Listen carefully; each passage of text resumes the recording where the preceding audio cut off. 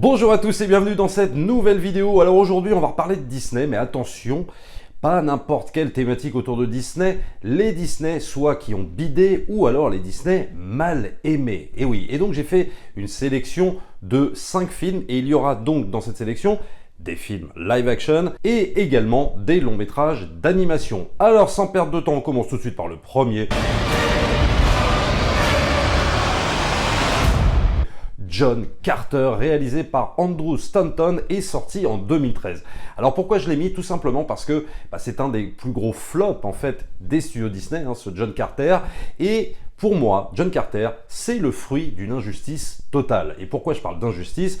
Tout simplement parce qu'en vérité, John Carter aurait dû cartonner du fait de sa mythologie. Et le problème de ce John Carter, c'est que c'est un film, à mon sens, qui arrive bien trop tard. C'est un film qui arrive après Star Wars, qui arrive après Le Seigneur des Anneaux, qui arrive après Avatar même, qui arrive en gros après toutes les mythologies modernes qu'on s'est tapées au cinéma et qui sont juste incroyables, alors que le cycle de Mars, La Princesse de Mars, sort en 1917. Et on se rend compte que si par exemple un film comme John Carter a été sorti bien avant, c'est-à-dire peut-être dans les années 70, voire peut-être même 80, peut-être qu'il aurait bien plus trouvé son public. Mais là, le problème, c'est que tu as toute la presse, même certaines personnes, certains spectateurs qui sont allés voir le film, qui nous ont dit en gros, oui c'est bon, on l'a déjà vu, c'est une redite, l'élu, la princesse a sauvé, etc., le peuple a sauvé, le bestiaire, etc., etc.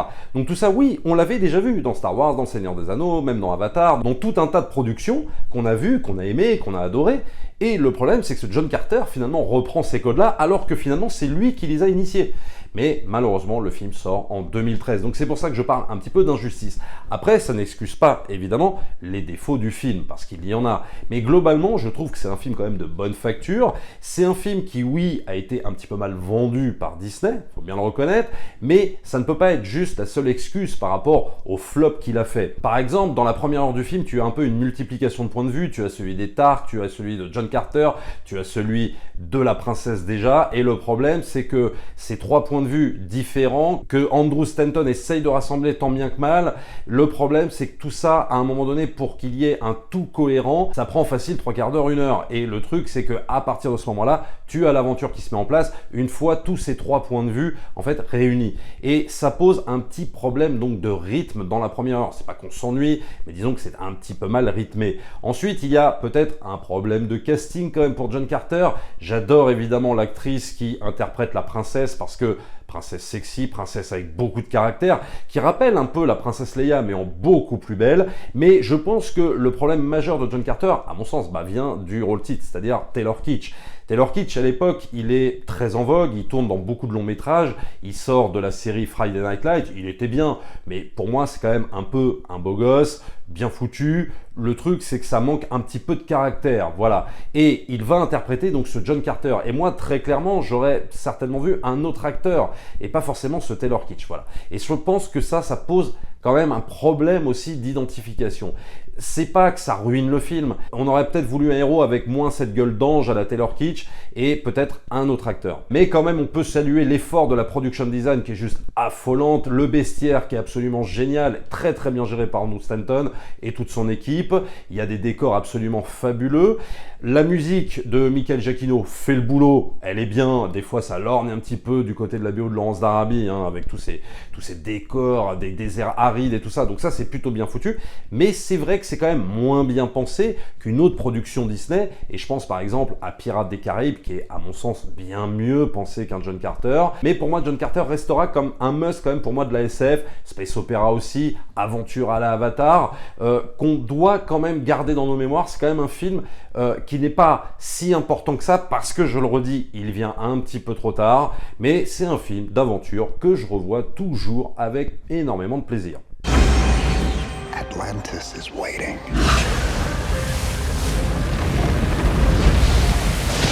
Le deuxième film de cette sélection qui a été mal reçu à l'époque, en tout cas assez boudé par les spectateurs, et là pour le coup c'est un film d'animation, Atlantide, l'Empire perdu, sorti en 2001. Alors là c'est un Disney sans chanson, on est dans une époque où Disney se cherche encore un petit peu, où on est dans la rivalité avec Pixar qui lui cartonne totalement, c'est-à-dire que Pixar, tout ce qui touche se transforme en or, disons-le clairement, et à côté tu as un studio Disney qui est à la ramasse. C'est-à-dire qu'il ne sait plus s'il doit mettre des chansons, s'il doit enlever les chansons, s'il doit se moderniser. On va arriver là au dessin animé 3D, bien entendu, les studios Disney vont succomber évidemment au délire de Pixar, mais là ils essayent encore de résister avec une animation 2D traditionnelle. Mais en plus, on enlève les chansons. Donc ce qui fait qu'on n'est plus du tout dans le conte à la princesse, etc. On est vraiment là dans de l'aventure pure, mais pour moi extrêmement bien menée. Peut-être aussi le problème, ce sont aussi des personnages secondaires pas très bien travaillés, pas très bien développés, à part peut-être oui l'antagoniste, le méchant en fait qui est bien, mais qu'on voit venir un petit peu à 10 000 km.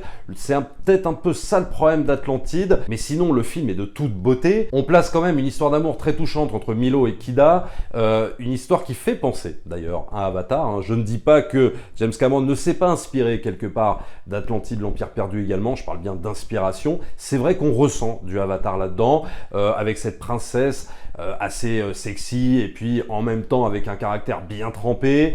Il y a cette histoire évidemment de cristal vital à son peuple et que les méchants évidemment, que les humains vont vouloir voler. Donc oui, on est un petit peu dans du Avatar, ça vraiment, mais je trouve qu'on est dans un film en termes d'aventure, un film très enlevé.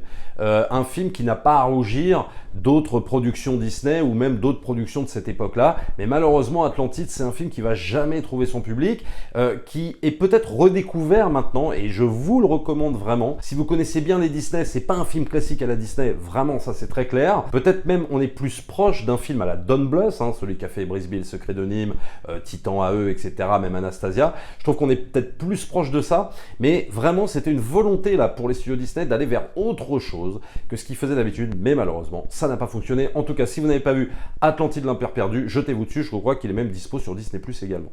La planète au trésor. J'ai perdu la mémoire. Quelqu'un m'a vu danser avec une androïde nommée Youpi. Troisième film de cette sélection, on reste encore dans le film d'animation, c'est La planète au trésor, donc qui va suivre en fait Atlantide, l'Empire perdu en 2002. Là, clairement, on est dans la réinvention de l'île au trésor et on est dans l'audace pure, et c'est ce que j'adore avec ce film, c'est que on n'est pas dans le simple remake, enfin disons le simple copier-coller de l'île au trésor. C'est ce qu'ils auraient pu faire, hein. Ils auraient pu prendre le film, je sais pas moi, des années 50, ou alors prendre le roman, hein, carrément de Stevenson, et en faire une adaptation en dessin animé. Bah là, ils évitent justement ce piège-là, ils veulent absolument se réapproprier l'île au trésor, mais en le mélangeant à du space opéra. Et je trouve que ce mélange fonctionne parfaitement.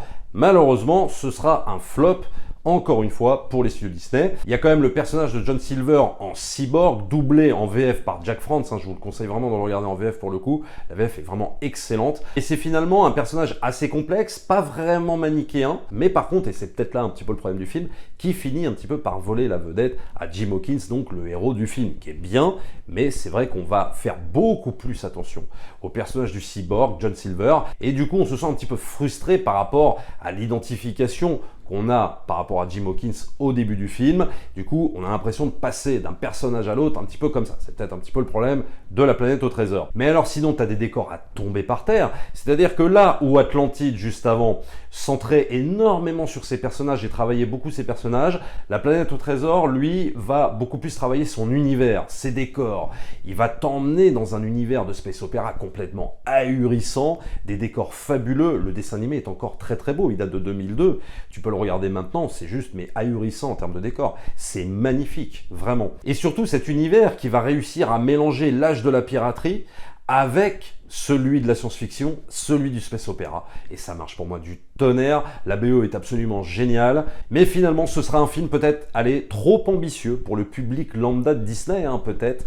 Il y a quelque chose comme ça qui va peut-être trop loin, et on va le voir aussi avec le quatrième film de cette sélection. Il y a aussi les enfants qui n'ont peut-être pas adhérer à ce délire de l'île au trésor. Il y a peut-être quelque part un récit peut-être un peu trop mature également, mais c'est dommage, il faut que vous redonniez une chance à ce long métrage d'animation absolument fabuleux, très audacieux, et qui pour le coup n'est pas un copier-coller de succès d'antan. You wanted to see Tomorrowland. Here it comes.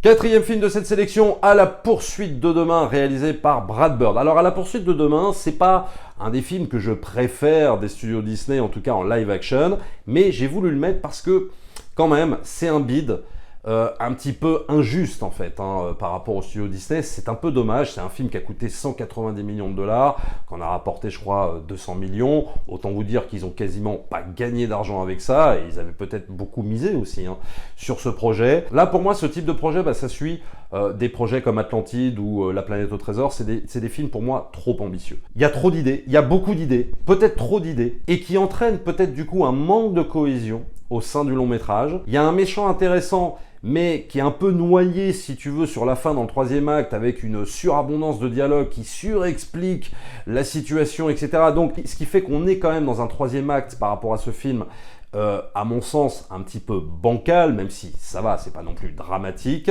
mais c'est vrai que le méchant qui était vraiment très intéressant, et en plus joué par Hugh Laurie quand même, donc ça promettait des scènes assez dantesques. Malheureusement, on n'atteint pas vraiment le but par rapport à l'efficacité qu'aurait pu représenter ce méchant, et ça c'est un petit peu dommage. Mais alors il y a de l'invention tout le temps. Je pense par exemple à la scène de la boutique, qui est une sorte de référence à la pop culture, mais sans forcément reprendre des trucs qu'on a déjà vus 1000 fois. On invente. Pareil par rapport à la séquence dans la maison de George Clooney, d'une inventivité folle. Je pense également à la scène de la Tour Eiffel, complètement dingue. Il y a des scènes aussi où elle arrive dans le futur, mais c'est juste ahurissant toutes les idées qu'il y a à la poursuite de demain. Il y a une idée toutes les 10 minutes, mais juste extraordinaire. Et c'est pour ça que ça me fait penser que quelque part ce film, aussi un petit peu comme John Carter, est peut-être sorti un peu trop tard. C'est-à-dire que, par exemple, ce film, s'il était sorti dans les années 80, peut-être qu'il aurait rencontré un plus gros succès.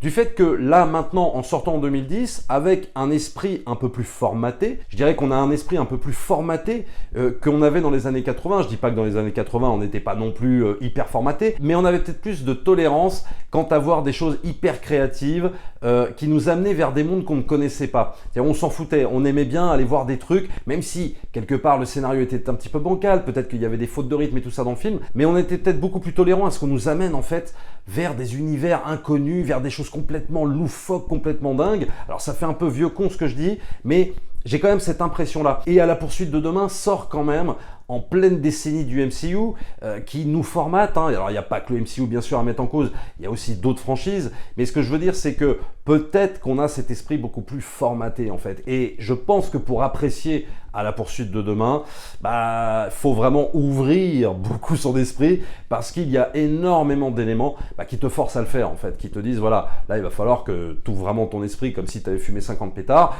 parce que on va t'en mettre plein la gueule en termes d'idées.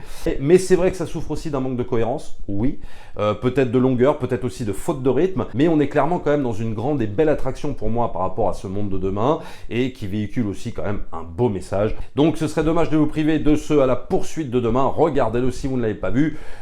Brad Bird est bien mieux, je pense, chez Pixar, bien évidemment, mais c'est quand même regrettable que ce film n'ait pas pu trouver son public, mais peut-être qu'un jour il deviendra culte, qui sait. En tout cas, à la poursuite de demain, 4e film de cette sélection. Presenting 7 all-new journeys into the imagination. 5e et dernier film de cette sélection, et là, pour tout vous dire, c'est quasiment mon préféré. Fantasia 2000, sorti en 1999, et oui. Fantasia 2000, c'est vraiment le film à part, évidemment, je ne vais pas revenir sur Fantasia, donc film musical à travers plusieurs sketchs d'animation. Premier film sorti en 1940, et il faut bien comprendre que ce Fantasia 2000, c'est un peu comme s'il avait fait un bide, parce que je crois qu'il a coûté 80 millions, il en a rapporté 90 millions. Bon, c'est vraiment pas le film, si tu veux, qui a fait un carton. Beaucoup de critiques à l'époque ont fait énormément la fine bouche, et il faut bien comprendre que même à l'époque de la sortie de Fantasia en 1940, les critiques ont également fait la fine bouche, puisque c'est un film qui a fait un four. Et oui, ça paraît dingue de dire ça quand on parle de Fantasia, surtout quand on évoque les studios Disney et Fantasia, mais c'est vrai que c'est un film qui n'a jamais trouvé son public à l'époque. Peut-être trop en avance, peut-être trop novateur, peut-être trop hors du temps, peut-être quelque chose où on se disait tiens, tu vas écouter de la musique dans une salle de cinéma. C'est exactement le principe de Fantasia 2000 qui reprend ça, donc il n'invente rien, oui c'est vrai. On va avoir le droit à de véritables nouveaux courts-métrages d'animation, et je peux vous dire qu'il y en a certains, mais c'est des chefs-d'œuvre absolus. C'est-à-dire que dans Fantasia 2000, au même titre que le premier Fantasia d'ailleurs, hein, tu peux sortir au moins 2-3 courts-métrages et leur donner Oscar du meilleur film d'animation de l'année, quoi. Mais vraiment. Donc, tu vas avoir dans Fantasia 2000 du Beethoven, du Gershwin. Ils vont garder la séquence, évidemment, de l'apprenti sorcier par Paul Dukas, hein, bien évidemment, hein, parce que ça, c'est la séquence phare, si tu veux, de Fantasia. C'est aussi peut-être l'apprenti sorcier, ce qui va représenter le plus les studios Disney tout au long de leur histoire, avec Mickey avec son chapeau de sorcier, hein, bien sûr. On va avoir également la séquence de l'Arche de Noé, sublime séquence avec Donald et Daisy dans une séquence drôle, touchante, poétique aussi, qui est absolument géniale. Et on va aussi avoir pour moi peut-être le meilleur court-métrage d'animation dans Fantasia 2000, c'est Rhapsody in Blue, donc de George Gershwin, sur lequel on va raconter une histoire dans un New York totalement tentaculaire, avec un ouvrier noir au chômage passionné de jazz, qui va croiser le destin de plusieurs personnes, dont un homme tyrannisé par sa femme, etc. Dans ce New York qui écrase les gens, où les gens tentent d'exister mais ils n'y arrivent pas. C'est un court-métrage drôle aussi, mais assez pessimiste, sur la condition des New-Yorkais, et c'est absolument génial. Fantasia 2000, oui, c'est pas forcément un film pour les enfants, c'est un film vraiment, à mon sens, plus pour adultes. Quand tu rentres dans la salle de cinéma, tu sais que tu vas écouter de la grande musique, et puis surtout, tu vas voir de l'animation, mais magnifique, vraiment. Si vous n'avez pas vu Fantasia 2000, regardez-le. Alors, je signale quand même que tous les films dont je vous ai cités, ils sont dispo sur Disney+. Je ne suis pas payé par Disney+, commencez pas dans les commentaires à me dire « Ouais, bah attends, machin ». Non, je vous dis juste, moi, ce que je retiens, en fait, de la plateforme, mais même pas forcément que de la plateforme, c'est des films dont je parlais bien avant que Disney+ existe. Mais là, bon, évidemment, j'en profite pour ceux qui l'ont, regardez-le, surtout Fantasia 2000. À la limite, faites-vous les deux à la suite. Le premier Fantasia de 1940 et le Fantasia 2000, vous allez voir, vous allez passer plus de 2 heures de musique, mais c'est super envoûtant. Pour moi, ce sont 2 œuvres majeures des studios Disney, vraiment. Et même si c'est dommage si à l'époque, Fantasia 2000, les gens ont fait la fine bouche, finalement n'étaient pas prêts à voir ce genre de truc, mais comme en 1940, ils n'étaient pas prêts non plus, bah, c'est l'occasion là de le redécouvrir, de lui donner une seconde chance, bien évidemment. N'hésitez pas à vous jeter sur Fantasia 2000. Voilà mes amis pour cette petite sélection. Alors bien sûr, je n'ai pas pu tous les citer parce qu'il y en a bien d'autres. Des films dans l'histoire des studios Disney qui ont été boudés, qui ont été oubliés, qui ont fait des fours, qui ont été mal vendus. Il y en a plein. On pourrait en citer, on pourrait faire je ne sais combien de vidéos. Peut-être je ferai d'ailleurs une autre vidéo sur les autres chefs-d'œuvre oubliés ou boudés des studios Disney. Ce n'est pas forcément que des chefs-d'œuvre, mais ce sont des films qui me paraissent importants dans leur histoire, mais malheureusement qui n'ont pas fonctionné et c'est un peu dommage. Abonnez-vous à la chaîne, likez, partagez bien sûr. N'oubliez pas aussi de vous rendre sur le lien Utip pour soutenir la chaîne, c'est toujours très important. Et nous, on se retrouve très vite pour une prochaine vidéo. Ciao!